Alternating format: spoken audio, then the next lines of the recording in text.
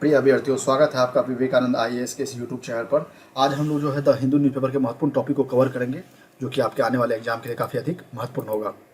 देखिए, आज जो है कुछ बहुत महत्वपूर्ण टॉपिक की चर्चा की गई है, जिसमें जो एक तो हो जाता है ISFR, यानी जो वन रिपोर्ट है भारत सरकार के द्वारा जारी किया गया है, फॉरेस्ट रिपोर्ट 2021, ठीक है। इसके अलावा जो जनसंख्यिकी लाभांश है, डेमोग्राफिक डिविडेंड है, इसकी सबकी चर्चा की गई है। आज मकर संक्रांति का त्यौहार है, तो मकर संक्रांति की आप सबको हार्दिक शुभकामनाएं। इस पर भी चर्चा की गई है और इसका जो प्रीलिम्स में जो है इससे सवाल पूछे जाते हैं पीटी में, ठीक है। इसके लोकेशन पर हम लोग इसकी भी चर्चा करेंगे। और आगे बढ़ने से पहले इस यूट्यूब चैनल को आप लोग सब्सक्राइब कर लीजिए, ताकि आने वाला जो वीडियो है वो आपको मिलता रहे। चलिए हम लोग पहले न्यूज़ की तरफ देखते हैं। पहला जो न्यूज़ है, आज मकर संक्रांति का त्यौहार है, तो इससे संबंधित सवाल आपको यूपीएससी का जो पीटी है प्रीलिम्स के लिए बहुत ज़्यादा महत्वपूर्ण है। अक्सर क्या होता है कि इसका लोकेशन पूछ देता है कि इसका रीजन जो है कहाँ कहाँ पर है। देखो, मकर संक्रांति जो उड़ीसा, महाराष्ट्र, गोवा, आंध्र प्रदेश, तेलंगाना, वहाँ पर मकर संक्रांति ही बोला जाता है, ठीक है। तो एग्जाम में जो सवाल आते हैं वो आपका, जैसे मान लो पूछ देगा कि पोंगल जो है, पोंगल त्यौहार या पोंगल फेस्टिवल जो है भारत के किस राज्य में मनाया जाता है। तो आपको ये देखना है। देखिए, पोंगल जो है ये तमिलनाडु में मनाया जाता है। मकर संक्रांति का ही दूसरा नाम है पोंगल। आपको इसका जो दूसरा नाम है वो याद रखना है, और उसका लोकेशन से क्वेश्चन आते ही आते हैं। जैसे पंजाब और जम्मू का जो क्षेत्र है वहाँ पर इसको लोहड़ी बोला जाता है, तो आपको इसका लोकेशन याद रखना है। और बिहार का जो कुछ क्षेत्र है, कुछ ऐसे क्षेत्र है बिहार में जहाँ पर मकर संक्रांति को जो है खिचड़ी परवा के नाम से पुकारा जाता है। आपको इसका लोकेशन पूरा याद रखना है।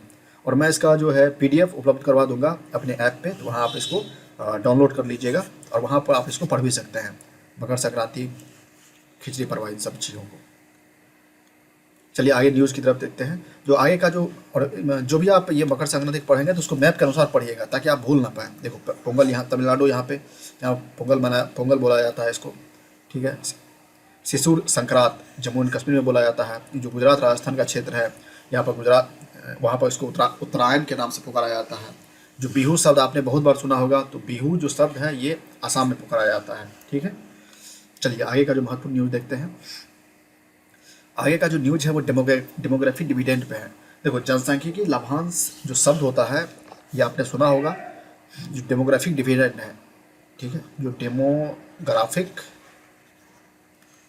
डिविडेंड होता है, इससे यूपीएससी के पीटी में, यूपीएससी जीएस पेपर 1 में जो है इससे सवाल आ चुके हैं, ठीक है। और इससे घुमा के आपको सवाल जीएस पेपर 3 में भी पूछा जा सकता है। जनसांख्यिकी लाभांश क्या है, इसमें क्या चुनौतियां हैं, what are the challenges of demography dividend, what are the solution, इसका क्या समाधान क्या है, ठीक है।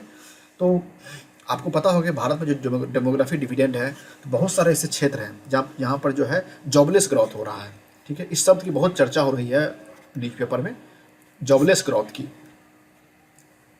ये जॉबलेस ग्रोथ का मतलब क्या होता है? जॉबलेस ग्रोथ का मतलब ये होता है कि कंपनी का टर्नओवर तो बढ़ रहा है। जैसे मान लो रिलायंस है, आप रिलायंस का ले लो या इन्फोसिस का ले लो, ठीक है, या टाटा जो टीसीएस कंपनी है उसका ले लो। उसका टर्नओवर तो बढ़ रहा है, लेकिन उसके अनुपात में जो उसका रेशियो है, उसके अनुपात में एम्प्लॉयमेंट है वो नहीं बढ़ रहा है, ठीक है। टर्नओवर कंपनी का बढ़ रहा है, लेकिन उसके अनुपात में जो है एम्प्लॉयमेंट नहीं बढ़ रहा है, ठीक है। इसके पीछे रीजन क्या है? तो जो टर्नओवर बढ़ रहा है और एम्प्लॉयमेंट नहीं बढ़ रहा है, इसी को जॉबलेस ग्रोथ कहते हैं, ठीक है। इस शब्द की आपको चर्चा करनी है, और जब आप उत्तर लिखेंगे मुख्य परीक्षा का, तो आप अधिक से अधिक उदाहरण देंगे। जैसे मैंने रिलायंस शब्द की चर्चा की है, टीसीएस की चर्चा की है, तो इन सब का उदाहरण देंगे। और क्या चुनौतियां हैं इसमें? बहुत सारी चुनौतियां हैं। जैसे पहला तो मिसमैच जॉब का है, मतलब जो डिमांड है, जो जॉब का डिमांड है, मान लो मैं यहाँ चर्चा कर देता हूँ। जो मान लो जनसांख्यिकी लाभांश का जो टॉपिक है, तो सबसे बड़ी चुनौती है कि बहुत सारी ऐसी कंपनी है जिसको उसके कर्मचारी जो जॉब की डिमांड के अनुसार कर्मचारी नहीं मिल पाता है, ये भी एक बहुत बड़ा रीज़न है। दूसरा जो एक सबसे बड़ा रीज़न है जॉबलेस ग्रोथ का, एक है कि आर्टिफिशियल इंटेलिजेंस, ठीक है। आपको पता होगा कि जो आईआईटी हैदराबाद है, वहाँ पर आर्टिफिशियल इंटेलिजेंस का 4 साल का बीटेक प्रोग्राम शुरू कर दिया गया है, ठीक है। जो आर्टिफिशियल इंटेलिजेंस जो है तीव्र गति से बढ़ता जा रहा है। जैसे कोई कॉलेज है, विश्वविद्यालय है, जहाँ पर मान लो 20 लोग जो है चौकीदार के रूप में काम करता था। अब जो आर्टिफिशियल इंटेलिजेंस का है, तो वहाँ पर एक भी लोगों की ज़रूरत नहीं पड़ती है। आप बैंक में जाते हैं, और एक सबसे बैंक का उदाहरण ले लीजिए, और एक और उदाहरण ले लीजिए मेट्रो का। एक दिल्ली मेट्रो का उदाहरण ले लीजिए। दिल्ली मेट्रो में पहले टिकट काटने के लिए जो है बहुत सारे स्टाफ रहते थे। अब जब आप दिल्ली मेट्रो जाएंगे तो बहुत बहुत बार आपको क्या पड़ेगा कि मुश्किल से 1 या 2 स्टाफ रहते हैं, बाकी जितने आपको जो है इंटरनेट के थ्रू आपको अपना टिकट लेना पड़ेगा। दिल्ली मेट्रो एक सबसे बड़ा उदाहरण है। तो जब आप उत्तर लिखेंगे तो दिल्ली मेट्रो का भी उदाहरण दे दीजिए, बैंक का भी उदाहरण दे दीजिए, रिलायंस का भी उदाहरण दे दीजिए। तो जितना आप अधिक से अधिक उदाहरण देंगे तो आपका मुख्य परीक्षा का उत्तर उतना अधिक मजबूत होगा। तो क्या कारण है, सवाल ये उठता है, ये जो जॉबलेस ग्रोथ है भारत में या जो डेमोग्राफिक डिविडेंड का, ये सब क्या चुनौतियाँ हैं। तो चुनौतियाँ में आपको यही सब लिखना है, ठीक है। और आगे चर्चा करते हैं डेमोग्राफिक डिविडेंड में। आगे जब आपको क्वेश्चन पूछेगा तो आप जब उत्तर लिखेंगे तो आपको ये भी लिखना है कि इसका समाधान क्या है, ठीक है, सॉल्यूशन। तो सॉल्यूशन में आपको भारत सरकार ने जितना भी प्रोजेक्ट लॉन्च किया है, और जब आप आंसर लिखेंगे तो उसमें डाटा फैक्ट पहले से तैयार रखना, ठीक है। सरकार ने अब तक कितने काम किए, जितनी भी सरकार की योजना है, जैसे प्रधानमंत्री कौशल विकास योजना है या मुद्रा योजना है, भारत सरकार ने मुद्रा लोन, ठीक है, लाखों लोगों को मुद्रा लोन बांटा है। तो मुद्रा लोन का जो डाटा है आपको वहाँ पर पुट कर देना है। उसके अलावा प्रधानमंत्री कौशल विकास योजना है, तो सबको जितने भी डाटा है उसको फैक्ट में डाल देना है। इतना ही उत्तर हो जाएगा। चलिए आगे चर्चा करते हैं। आय का जो एक टॉपिक है, ये एक बहुत महत्वपूर्ण टॉपिक है और ये बार बार न्यूज में आ रहा है, ठीक है, मैरिटल रेप पर। इसको हिंदी में कहते हैं वैवाहिक बलात्कार। देखो मुख्य परीक्षा में जीएस पेपर 2 में जो सोसाइटी का टॉपिक है वहाँ पर ये सवाल बन सकता है। हो सकता है जीएस पेपर 1 में भी इससे सवाल पूछ दें। अब जैसे भारत सरकार जो है इस टर्म को सपोर्ट बिल्कुल नहीं करती है। जो मैरिटल रेप का कंसेप्ट है, भारत सरकार इसका समर्थन नहीं करती है। तो मुख्य परीक्षा में आपको इसका उत्तर लिखना है। कोई भी आंसर लिखेंगे तो कैसे लिखना है, एक इंट्रोडक्शन लिखना है, एक जो है सपोर्ट में लिखना आर्गुमेंट, ठीक है। तो दूसरा जो इसका आलोचना करना है, क्रिटिकली एनालाइज करना है। लास्ट में इसका सॉल्यूशन लिखना है। जब बच्चे उत्तर लिखते हैं तो वो क्या करते हैं, पहला और दूसरा पार्ट को कवर करते हैं, तीसरा पार्ट को कवर नहीं करते हैं। यही वो क्षेत्र है जहाँ पर आपको जो है ये क्षेत्र नहीं लिखने के कारण जो है कुछ विद्यार्थी को मार्क्स अधिक अंक आते हैं और कुछ को जो है मार्क्स कम आते हैं, ठीक है। और इस टॉपिक पर जो है मैं अलग से एक मुख्य परीक्षा का जब आंसर राइटिंग अभ्यास करवाऊंगा तो इसका जो आंसर, बेहतर आंसर, एक मॉडल आंसर लिख के जो है आप लोग को बता दूंगा। चलिए एक और शब्द की चर्चा है जो आपके एग्जाम के लिए काफ़ी अधिक महत्वपूर्ण है, वह है इलेक्ट्रल बॉन्ड का। देखो ये जो इलेक्ट्रल बॉन्ड है, ये जो भारत के एक वित्त मंत्री जो पहले हुआ करते थे, अरुण जेटली जी, तो अरुण जेटली जी के समय इनको इंट्रोड्यूस किया गया था। ये आया तो वैसे बहुत पहले से था, लेकिन अरुण जेटली जी इसके बहुत बड़े समर्थक थे, ठीक है। देखो इलेक्ट्रल बॉन्ड के द्वारा जो है पॉलिटिकल पार्टीज को पेमेंट किया जाता है। जैसे कोई चंदा देना होता है, भारत में जो है चंदा लेना लीगल है भारत सरकार के द्वारा। तो कोई भी कंपनी कोई भी व्यक्ति जो है पॉलिटिकल पार्टीज को पेमेंट कर सकता है। दरअसल अब इसमें सवाल कहाँ से बनता है, तो जो इलेक्ट्रल बॉन्ड है उसका जो जितने भी पॉलिटिकल पार्टीज है उसका अकाउंट एक ही बैंक में हो सकता है, उसका नाम है SBI। ये इंपॉर्टेंट है, ठीक है। सबका अकाउंट जो है SBI में होता है, यानी स्टेट बैंक ऑफ इंडिया में इनका अकाउंट होता है। और कोई भी जो व्यक्ति, कोई इंडिविजुअल हो सकता है, कोई कंपनी हो सकता है जो रजिस्टर्ड, जो भारत का कंपनी हो, ठीक है, तो वो पॉलिटिकल पार्टीज को चंदा दे सकता है, ठीक है।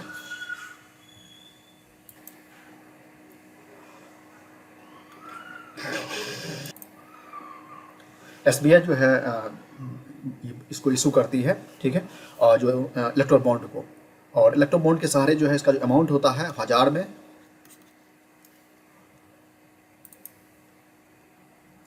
जो इलेक्ट्रल बॉन्ड का एक सवाल तो यहाँ से ये पूछा जाएगा, तो एक तो SBI से, दूसरा सवाल पूछा जाएगा कि इसका जो पेमेंट होता है आप किस फॉर्म में कर सकते हैं। क्या आप 500 रुपये दान कर सकते हैं? नहीं, आपको जो है 1000, 10,000, 1,00,000 ऐसे पेमेंट करना है। एक सवाल यहाँ से बन सकता है। और इसके अलावा जो पेमेंट करता है यानी जो डोनर होता है, क्या उसका नाम उजागर होता है? तो स्पष्ट है कि ये जो इलेक्ट्रल बॉन्ड में जो पेमेंट करता है पॉलिटिकल पार्टीज को, इसमें डोनर का नाम उजागर नहीं होता है। कोई आपसे पूछे कि इलेक्ट्रल बॉन्ड होता क्या है, कि तो ये जो बॉन्ड है ये पॉलिटिकल पार्टीज को फंडिंग करने के लिए एक इंस्ट्रूमेंट है। भारत में जितनी भी राजनीतिक पार्टी है उसको वित्तीय समर्थन प्रदान करने के लिए एक साधन है ये, इसको ऐसे बोलना है। और एग्जाम के लिए क्या इंपॉर्टेंट है, मैंने पहले ही बता दिया कि SBI इसको इशू करता है और कितने में पेमेंट रहता है, तो 1000, 10,000, लाख, 10 लाख में। डोनर का नाम उजागर बिल्कुल नहीं हो सकता है। कौन इसका, क्या ये संभव है कि भारत में कोई भी पॉलिटिकल पार्टी को मिल सकता है? नहीं, जो रजिस्टर्ड पॉलिटिकल पार्टी है भारत में, जो रजिस्टर्ड पॉलिटिकल पार्टी जो भारत में, उसी को ये पेमेंट मिल सकता है, इलेक्शन कमीशन में जो रजिस्टर्ड पार्टी है उसको। ठीक है, चलिए आगे जो है महत्वपूर्ण न्यूज़ देखते हैं। एक न्यूज़ है, ये ट्रेन दुर्घटना हुई है, बीकानेर गुवाहाटी ट्रेन। ये आपको मुख्य परीक्षा में मेंस के पर्पस से इम्पोर्टेंट है, और रेलगाड़ी पर, ट्रेन पर इससे पहले भी सवाल आ चुके हैं, तो मुख्य परीक्षा आंसर लिखने में ये काम देगा। जितने मैंने पहले ही कहा था कि आपको एक डाटा फैक्ट का जो एक कॉपी बनाना है, ठीक है, डाटा फैक्ट का, उसमें जो है GS पेपर 1, ठीक है, 1, 2, 3 और 4, ये 4 टॉपिक का जो है अलग अलग टाइप से A4 साइज पेपर पे नोट्स बनाना है। और ये जितने भी डाटा फैक्ट है, जैसे मान लो ये रेलगाड़ी का टॉपिक है, ये सब आप उदाहरण लिखेंगे तो आपको ज़्यादा मार्क्स आएगा। ये आपको इथिक्स में भी काम आ सकता है, और GS पेपर 4 तो वही इथिक्स में काम तो आएगा ही आएगा, इसके साथ ही SA में भी काम आ सकता है। चलिए आगे का न्यूज जो महत्वपूर्ण है, ये है इंडो चाइना बॉर्डर पे, तो इसका ये मेंस में काम देगा आपको मुख्य परीक्षा में। आगे का एक महत्वपूर्ण न्यूज़ देखते हैं, ये वेरी वेरी इंपॉर्टेंट है। देखिए भारत सरकार के द्वारा जो है, भारत सरकार के द्वारा वन रिपोर्ट 2021 जारी किया गया है, तो ये आपको एग्जाम के लिए इंपॉर्टेंट है। तो जो फॉरेस्ट रिपोर्ट है, रिपोर्ट ये कल शाम को PIB के द्वारा, जो प्रेस इन्फॉर्मेशन ब्यूरो भारत सरकार का ऑफिशियल एजेंसी है, तो उसके द्वारा जारी किया गया है। तो ये सवाल पूछा जा सकता है यहाँ से, सबसे अधिक, सबसे कम आपको याद रख लेना है। तो सबसे टॉप 3 स्टेट्स है जहाँ पर कि जो फॉरेस्ट कवर में सबसे तीव्र गति से बढ़ोतरी हुई है, उसमें पहले नंबर पर है वो है आंध्र प्रदेश, ठीक है, उसके बाद है तेलंगाना, उसके बाद उड़ीसा। बट ये ज़्यादा इंपॉर्टेंट है कि कहाँ पर जो है फॉरेस्ट कवर सबसे अधिक ज़्यादा है, तो सबसे अधिक ज़्यादा जो है उसको मध्य प्रदेश में है, फिर अरुणाचल प्रदेश में है, फिर छत्तीसगढ़ में है। इसके अलावा जो परसेंटेज ऑफ फॉरेस्ट एरिया है वो सबसे अधिक कहाँ पे है, तो वो सबसे अधिक जो है, देखिए मिजोरम में है, अरुणाचल प्रदेश में है और मेघालय में है। आपको ये डाटा याद रख लेना है।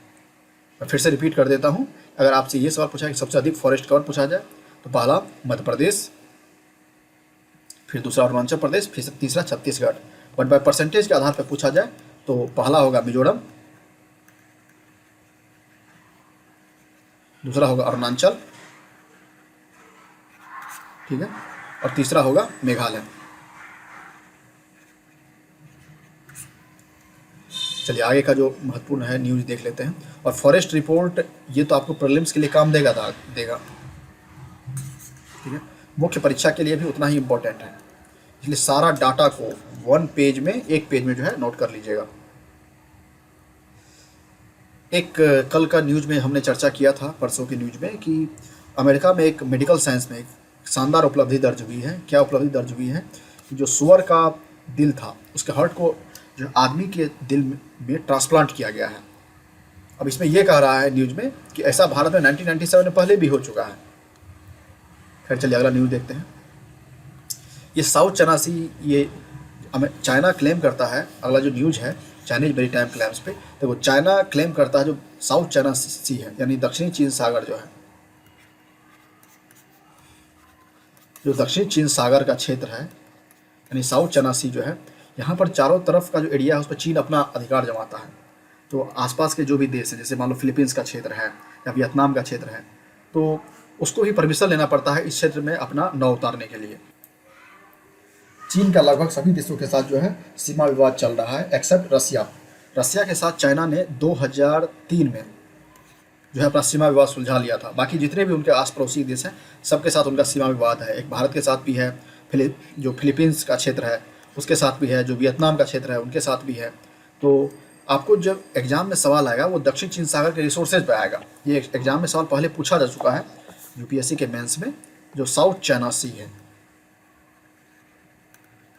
ठीक है। आपको मुख्य परीक्षा मैं एक अलग लेक्चर लेके इसको, जिसके आंसर राइटिंग आपको प्रैक्टिस करवा दूंगा। अगला जो हम लोग एक महत्वपूर्ण न्यूज़ देखते हैं वो श्रीलंका का देखते हैं। देखो श्रीलंका जो है लगभग बैंकरप्ट हो चुका है, चीन के डेप्ट ट्रेप में बिल्कुल पूरी तरह से फंस चुका है। कैसे फंस चुका है? चीन क्या करता है, चाइना डेप्ट ट्रैप पॉलिसी, मतलब चीन की जो ऋण कूटनीति है,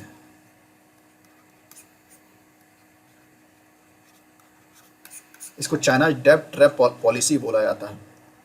चाइनाज डेब्ट ट्रैप पॉलिसी। देखो, चीन जो है पहले किसी को कर्ज देता है और कर्ज में जो शर्तें उसकी ऐसी होती है कि ताकि वहाँ का जो लोकल व्यक्ति होता है, जो लोकल पीपुल होता है, उसको रोज़गार नहीं मिलता है। ठीक है, रोज़गार चाइना का जो ऋण देता है उसमें लोकल पीपुल को रोज़गार नहीं मिलता है। रोज़गार जो है चाइना के जो लोग हैं उनको मिलता है, और लोकल रिसोर्सेज का वो बहुत इस्तेमाल करता है, और उसका उपयोग जो वो अपने देशों में के लिए करता है। जैसे अफ्रीका का जो क्षेत्र है वहाँ पर खनिज के विशाल भंडार हैं, और लेकिन अफ्रीका के पास जो है तकनीक का अभाव है। जब आप उत्तर लिखें तो इन सब चीज़ कोट करेंगे कि अफ्रीका के पास जो है विशाल रिसोर्सेज हैं, भंडार हैं, ठीक है, लेकिन उनके पास क्या है, टेक्नोलॉजी नहीं है। उनके पास क्या है, टेक्नोलॉजी नहीं है। अब ये क्या करता है कि अपने टेक्नोलॉजी के सहारे उस रिसोर्सेज का उपयोग करता है और वहाँ के लोकल लोगों के लिए काम नहीं करता है। तो इसी तरह चीन ने क्या किया है कि श्रीलंका को लोन दिया है, लेकिन श्रीलंका जो उसका जो ब्याज है वो चुका नहीं पा रहा है। तो भारत सरकार ने जो लगभग $900 मिलियन का ऐड दिया है, और लगभग जो बैंकरप्ट हो चुका है श्रीलंका। खैर, लेकिन इससे मेंस में सवाल बन सकता है, जो चीन का डेब्ट पर इससे पहले भी सवाल ये आ चुका है, फिर से सवाल आ सकता है कि इंडो श्रीलंका पर क्या इफेक्ट पड़ेगा। तो चीन की ऋण कूटनीति का श्रीलंका जो बैंकरप्ट हो चुका है, तो इससे भारतीय अर्थव्यवस्था पर क्या प्रभाव पड़ेगा, यानी भारत और श्रीलंका के संबंध पर क्या फ़र्क पड़ेगा। अगला टॉपिक देखते हैं। अगला टॉपिक जो है इन्वेस्टमेंट को लेकर है। जो रिलायंस इंडस्ट्री लिमिटेड है वो लगभग 5 लाख करोड़ रुपए जो है गुजरात में इन्वेस्ट करने वाला है। खैर, ये इम्पोर्टेंट तो नहीं है, आगे देखते हैं। ये सवाल आ सकता है जो इससे पहले इंडो यूरोपियन, देखो इंडो यूरोपियन टॉपिक पर जो है एक सवाल पीटी में, यूपीएससी के प्रीलिम्स में सवाल आ चुका है। इससे हो सकता है यूपीपीसीएस या बीपीएससी या कहीं और भी पूछ दे। तो भारत और यूनाइटेड किंगडम, जो भारत और ब्रिटेन है, उसके बीच जो है एफटीए यानी फ्री ट्रेड एग्रीमेंट होने वाला है। और ये सवाल इंपॉर्टेंट है। जो अगला न्यूज़ है वो खेल को लेकर है। ये टॉपिक मैंने आज इसलिए चर्चा किया क्योंकि यूपीएससी का जो पीटी हुआ था 2021 का प्रीलिम्स, इसमें स्पोर्ट्स से सवाल पूछा गया था। ऐसा पहले लगभग 9 के बराबर जो है यूपीएससी के पीटी में पूछा गया है, लेकिन इस बार जो है पूछा गया था 2021 में यूपीएससी के प्रीलिम्स में। और यूपीपीसीएस में तो पूछता है। तो जितना भी स्पोर्ट्स का न्यूज़ है आपको 100% याद रखना है। चलिए, थैंक यू सो मच। आज का ये न्यूज़ खत्म हुआ, और आने वाले समय में कुछ दिनों बाद इस महीने के अंत तक जो है यूपीपीसीएस टेस्ट सीरीज 2022 की का डिटेल यहाँ पर डाल दिया जाएगा, ताकि आप लोग इसकी तैयारी कर पाएँ। और मेहनत कीजिए इसी तरह, और पूरा वीडियो को देखिए, और अपने शेयर भी कीजिए, और चैनल को सब्सक्राइब कर लीजिए। कोई भी जो है सलाह देना चाहते हैं, कोई भी एडवाइस देना चाहते हैं, तो आप हमारे व्हाट्सएप नंबर पर मैसेज कर सकते हैं। Thank you so much.